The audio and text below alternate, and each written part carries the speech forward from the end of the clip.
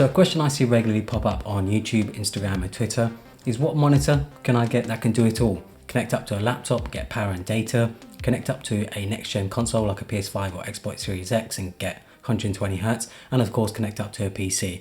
Just do everything all together. This one setup that I've put together does all of that in a pretty clean and organized manner. First thing I wanted to do before anything was to find a monitor arm with a laptop tray. I've recommended this one before, which I picked up from Amazon. It's strong and sturdy enough to hold the monitor and my MacBook, no problem. There's also a ton of movement, so you can get the height and angles right for you.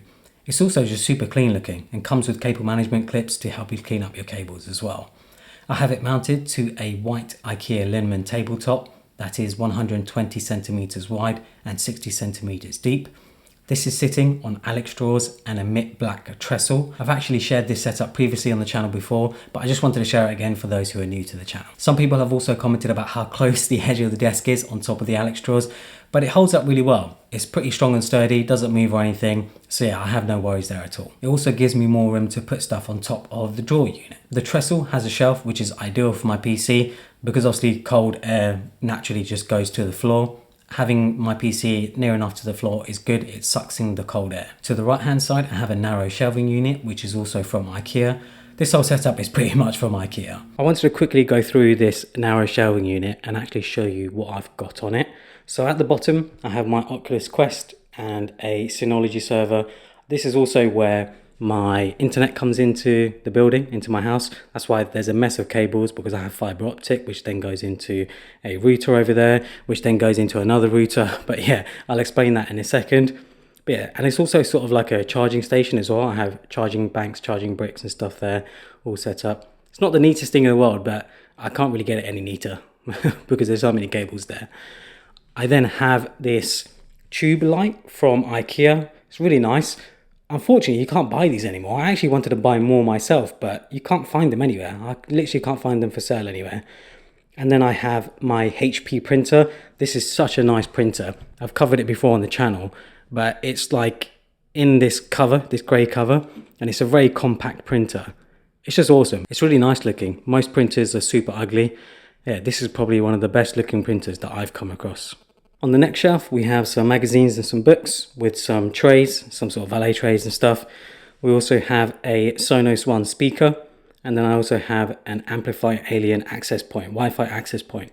Really nice looking, it's awesome, does Wi-Fi 6 as well, so I get super high Wi-Fi speeds. The shelving unit above, I have some other just random stuff. I also have the Microsoft Surface headphones, this awesome sort of like keyboard thing, some other boxes and stuff.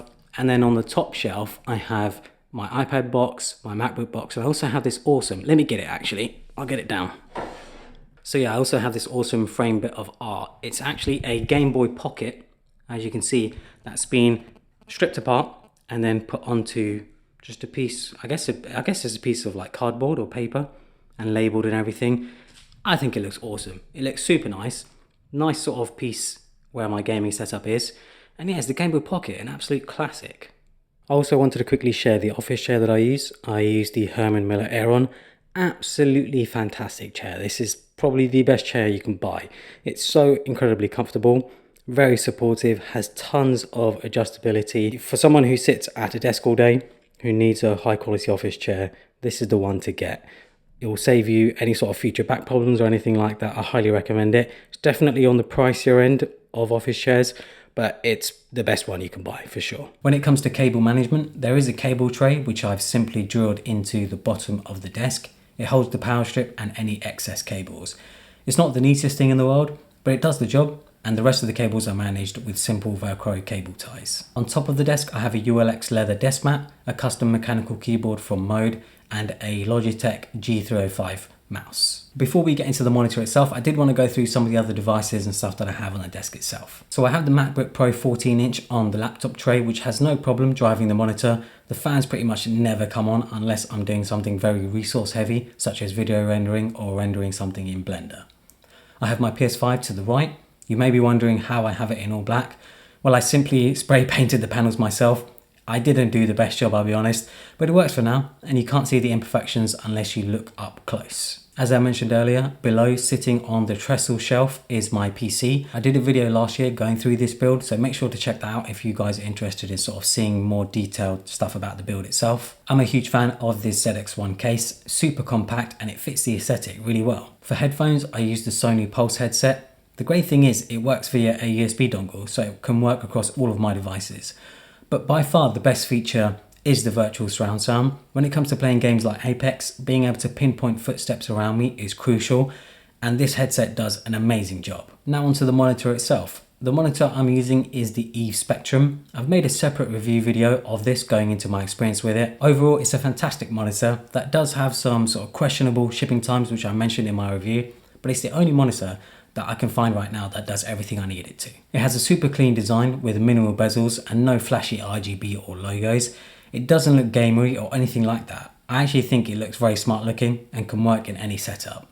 I'll leave a link to the wallpaper in the description for anyone interested. But what's most important is what the screen can do and the connectivity. It's a 27-inch 4K 144Hz IPS panel that covers 98% of the DCI-P3 and 100% of the sRGB color gamut.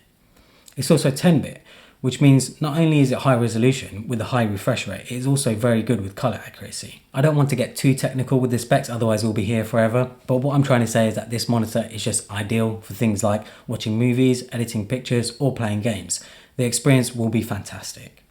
I personally do a lot of photo editing, web and graphic design and gaming, and this monitor holds up incredibly well.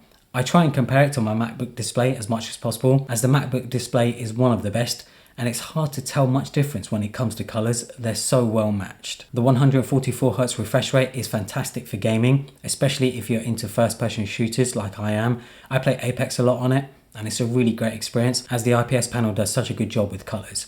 I know Dave2D did mention that he has a glossy version of the display, and I would love a glossy version. I think a glossy version would make it even better. But it's not something you can buy right now, it's something that Eve are working on. So when that becomes available, I might actually end up buying one because I much prefer glossy displays over sort of the non-glare sort of coating that you get right now. Pixel density is at 163 pixels per inch, which isn't quite Retina quality, but to get Retina, you'd have to go with something like the LG 5K, which you can't connect anything to other than a Mac. So this is the best you're gonna get right now. When it comes to connectivity, this monitor is absolutely loaded.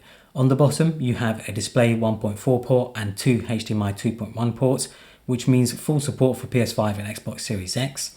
There's also a USB-C port, which can provide up to 100 watts of power.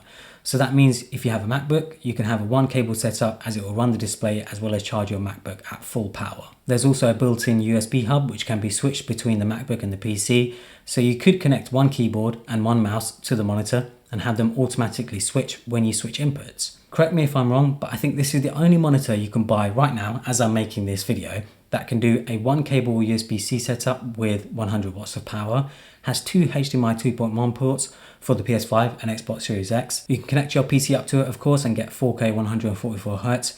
It also has a built-in switchable USB hub. And of course, it's a 4K 144Hz panel that's IPS. It's an amazing number of specs and features, and for the price, I don't think you can get anything better right now. It is the one monitor that can do it all. I've been personally using this setup for over a month now, and it's been awesome. I've been gaming on it nearly every day since I received it. I just can't wait to get a 3080 to take advantage of it even more. This monitor is everything I've been looking for, whilst also supporting a sleek and minimal design. I still mainly use my LG 5K and my Pro Display XDR when it comes to design work, photo editing, video editing, mainly because of the better pixel densities. It's more ideal for that sort of thing. But if I had to choose one monitor and had to stick with it, I couldn't choose any monitor. I had to use one monitor for all of my peripherals, all of my devices. This would be it. For those who got to the end of the video, please leave a comment below with the word setup in it. I want to see who got to the end of the video. It's just nice to see who gets to the end of the video. Hopefully you guys enjoyed it. Follow me on Instagram and Twitter and subscribe for more.